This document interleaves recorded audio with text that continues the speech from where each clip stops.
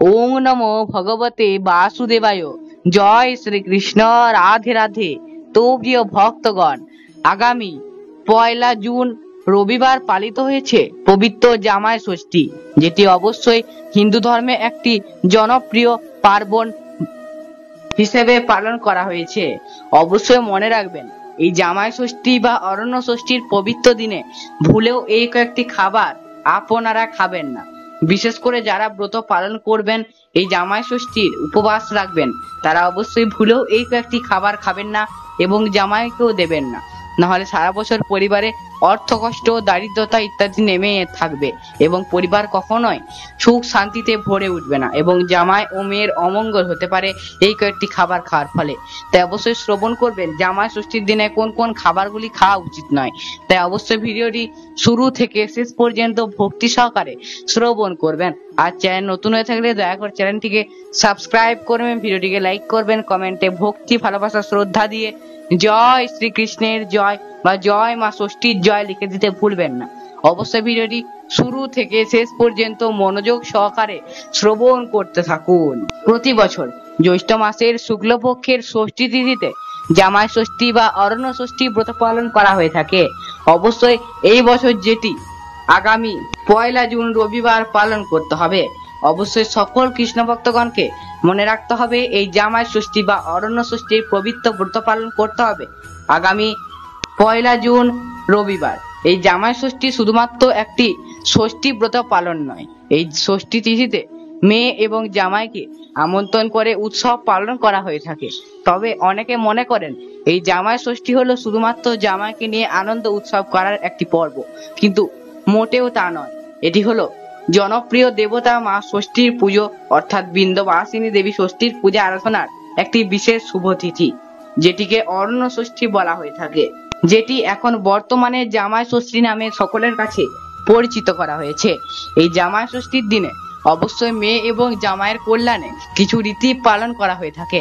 যেমন মেয়ে জামাইয়ের মাথায় গঙ্গা জল ছিটানো, হাতে হলুদ সুতো বাঁধা এবং দুর্ব ধান ইত্যাদি দিয়ে আশীর্বাদ করা, ফল মিষ্টি প্রভৃতি নিবেদন করতে হবে। এরপরে জামাইকে 60-60-60 এই মন্ত্রটি উচ্চারণ করে 3বার তালপাতার পাকা দিয়ে হাওয়া করতে হয়।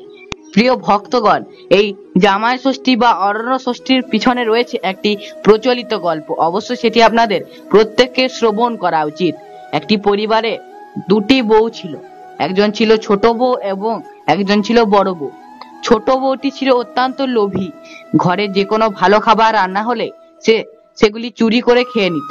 তাদের বাড়িতে ছিল একটি পোষা কালো বিড়াল এবং সে সমস্ত রান্না চুরি করে খাবার পর সেই বিড়ালের নামে দোষ দিয়ে দিত। বিড়ালটি ছিল মা ষষ্ঠীর বাহন। সে একদিন মা ষষ্ঠীর কাছে নালিশ জানালো এবং ছোট বউয়ের নামে অভিযোগ করলো।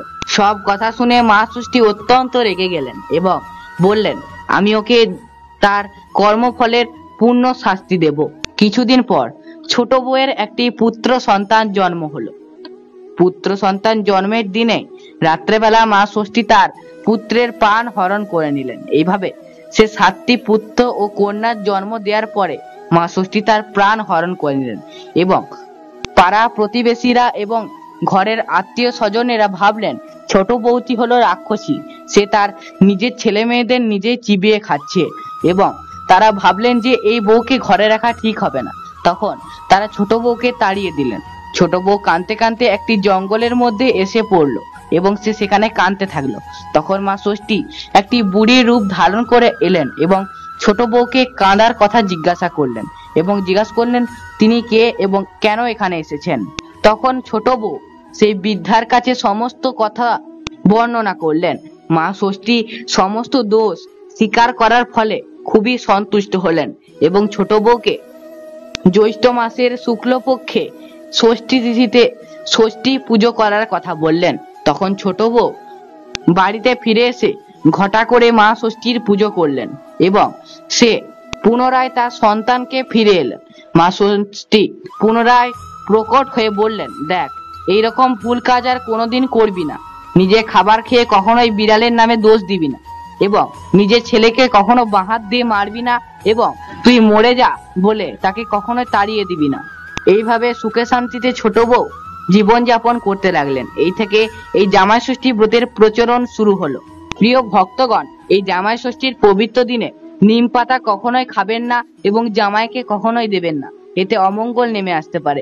এই জামাই ষষ্ঠীর পবিত্র দিনে যিনি ব্রত পালন করবেন তিনি আমিষ জাতীয় খাবার এবং তেতো এবং পোড়া জাতীয় খাবার সম্পূর্ণভাবে বর্জন করবেন এবং জামাইকে এদিন কোনোভাবে তেতো এবং পোড়া জাতীয় খাবার দেবেন না এবং এই দিন কোনো ধরনের বাসি খাবার খাবেন না এবং বিশেষ করে নেশা জাতীয় কোনো ধরনের খাবার খাবেন না, এতে মা ষষ্ঠী আপনার উপর অসন্তুষ্ট হতে পারেন। তো প্রিয় ভক্তগণ, এই ছিল আজকের ভিডিওটি। আশা করব আজকের ভিডিওটি থেকে আপনারা সমৃদ্ধ হলেন।